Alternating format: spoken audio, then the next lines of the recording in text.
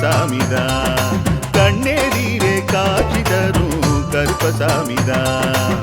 புளியரை நீங்க வாங்க சந்ததி தழைக்கும், புண்ணியத்தை வாங்கிட்டு போங்க நிம்மதி பிறக்கும்.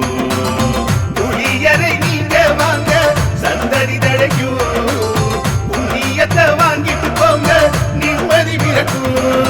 வெள்ளை குதிரை ஏறி வரும் கருப்பசாமிதான், வெற்றி மாலை சூடி வரும் கருப்பசாமிதான்.